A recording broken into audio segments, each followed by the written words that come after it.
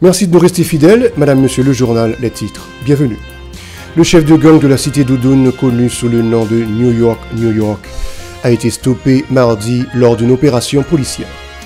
Une nuit cauchemardesque a été vécue hier mardi par les résidents de la commune de Tabar et du quartier de Clercine où des bandits ont pillé plusieurs maisons. Le Conseil permanent de l'Organisation des États américains a adopté une résolution ce mercredi pour faire face à la crise sécuritaire d'Haïti, appelant ses membres à soutenir la PNH. Les représentants des différents secteurs du Conseil présidentiel de transition prévoient de signer un accord lors d'une réunion tenue ce mercredi.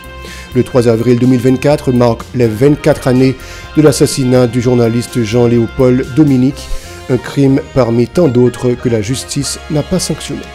La coordination des organisations de Delma critique les acteurs politiques qui soutiennent la nomination d'un président de transition issu de la Cour de cassation, arguant que ces juges manquent de légitimité.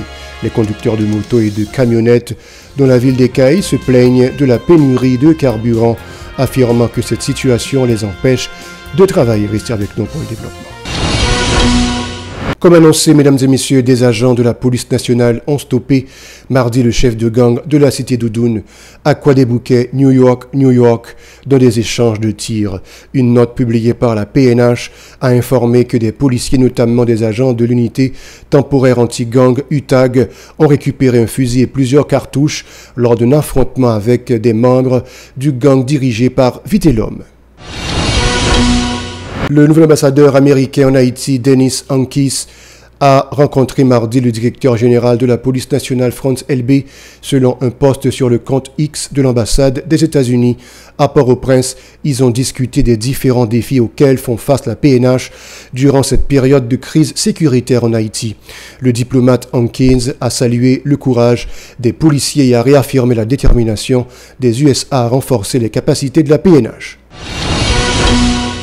Des corps sans vie ont été découverts dans la matinée du mercredi 3 avril à plusieurs endroits de Tabar et de Clercine. Les résidents de ces zones ont vécu une nuit cauchemardesque mardi en raison des tirs nourris. Par ailleurs, des hommes armés ont pénétré des maisons à Clercine et ont emporté des véhicules privés, des appareils électroniques tels que des laptops et des téléphones. La congrégation du Saint-Esprit a présenté mardi le bilan des dégâts enregistrés lors de l'attaque des gangs armés contre l'école Petit Séminaire Collège Saint-Martial située à Port-au-Prince. Ils se sont introduits lundi dans les locaux du dit établissement, ont neutralisé les gardiens et ont incendié l'administration scolaire ainsi que 4 voitures.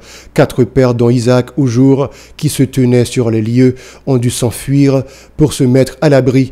De plus, ces hommes armés ont vandalisé différents compartiments de l'école, dont la salle d'informatique, le système de potabilisation d'eau, la procure, la résidence communautaire, entre autres. La congrégation prévient que si des mesures ne sont pas prises pour sécuriser l'espace, les gangs armés risquent d'y retourner. Lors d'une session tenue ce mercredi par le Conseil permanent de l'Organisation des États américains, OEA, la crise sécuritaire en Haïti a été l'ordre du jour. Le Conseil permanent a appelé les pays membres de l'OEA à soutenir dans l'immédiat la PNH afin de démanteler les gangs armés qui terrorisent la population. Il a précisé que cette résolution met l'accent sur la nécessité de rétablir la sécurité et la paix dans le pays.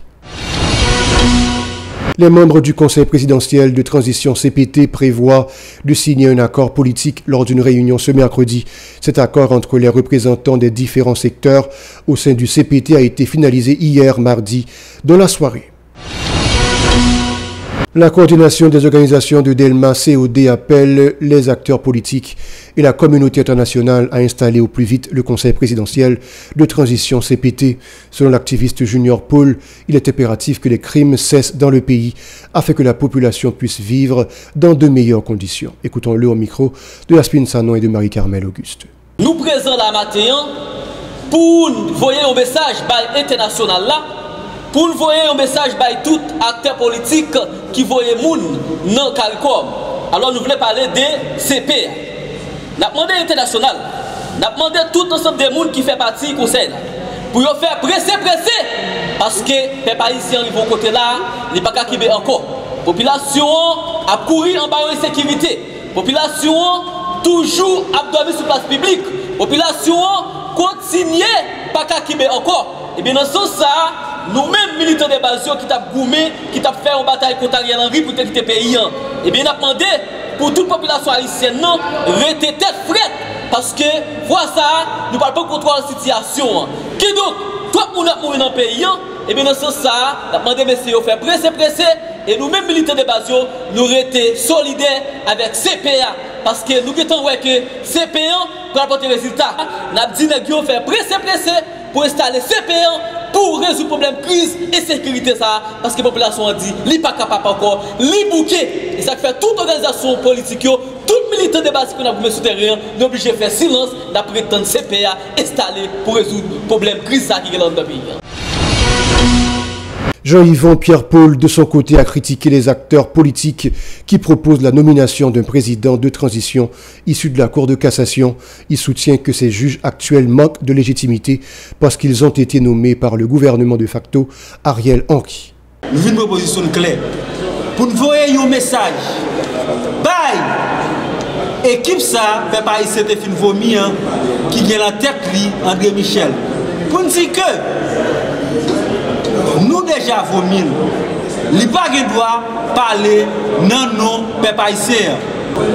Route qu'elle apprend pour renouveler tête li à travers l'institution tout le monde connaît qui est le Cour de cassation. Si que pour des cassations te gen moun sérieux là-dedans. Si que c'est pas Ariel Henry qui te nommé moun qui dans cassation, c'est pas Jovenel Moïse, si c'est pas Michel Martelly, pas même ouais c'est André Michel qui t'a parlé de moun dans cassation. Mais là qu'on est c'est corrompu pareil qui te nommé moun ça yo. Il dit que pour les Haïtiens diriger vers la cassation pour joindre une entente. Eh bien, nous disons non. Les Haïtiens disent non. Nous ne sommes pas conscients de gens qui mourent dans le ghetto. Nous ne sommes pas conscients des marchands qui perdent des marchandises. Nous ne sommes pas conscients des populations qui sont à l'occupation. Nous ne sommes pas du tout conscients. Nous, c'est ça qui intéresse, c'est le pouvoir. Le 3 avril 2000, le journaliste et directeur de la radio Haïti Inter, Jean-Léopold Dominique, a été assassiné dans ses locaux avec son gardien, Jean-Claude Louis Saint. 24 ans après cet acte criminel, justice n'est pas encore faite. Jean-Dominique, faut-il le rappeler, né le 30 juillet 1930, a été le premier à avoir introduit l'utilisation de la langue créole à la radio. Les conducteurs de motos et de camionnettes de la ville d'Écaille se plaignent de la pénurie de carburant, affirmant que cette situation les empêche de travailler. Ils rapportent que le carburant n'est plus disponible dans les stations-service, mais il est vendu par des marchands qui s'alignent dans les rues. Écoutons-les l'un après l'autre au micro de notre correspondant Franzou Laguerre. C'est à terre à pomper. Mais chauffeur taxi à lui-même, regardez, la gourmet, il n'y a pas qu'à jouer gaz là. Moi-même, réseau gain, demander comment moun sa yo jeune gaz sa yo y a vendre à terre. Y a fait payer $50 là. Matin là, vous avez mis $10 sur lui. Égal le car vous venir $60. Mais qui côté machine ça yo jeune gaz là et ça me da remet connaît. Ben yo pas pompiste. Et yo pas qu'à rentrer dans chez là sans que et pas pompiste là qui ba au gaz là. Moi me da remet connaît qui côté pays ça va aller. Si tiration ça n'a passé. Comment faire moto là? Qu'on a sauté qu'on a payé un coût moto $20, on a payé $30 selon côté pour aller. Pays pas bon. On coût machine ou pas même qu'à jeune monde. On coût machine c'est $50.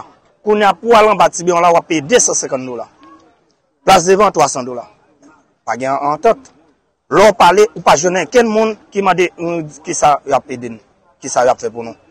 Nous même nous venons côté dans cette situation ça et il y a une tellement difficile nous va ce que ça pour nous faire on là la ma moto m'a fait taxi on passe forme qui arrive en bas là on fait gaz normalement mais et pas qu'à thème va faire gaz m'a payer petit car 250 m'a payer gallon $250 ou soit $300 est-ce que monde qui vendre à terre est-ce que li cal prendre pour pourquoi pas de besoin il y a monde qui mettait de l'eau là-dedans.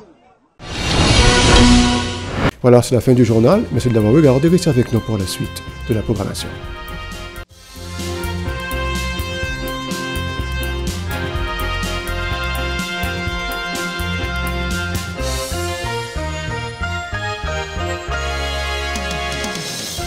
Si vous jugez que cette vidéo est intéressante, n'hésitez pas à liker et partager la vidéo. Et surtout, n'oubliez pas de vous abonner à cette chaîne et activer la cloche de notification pour ne pas louper aucune de nos vidéos.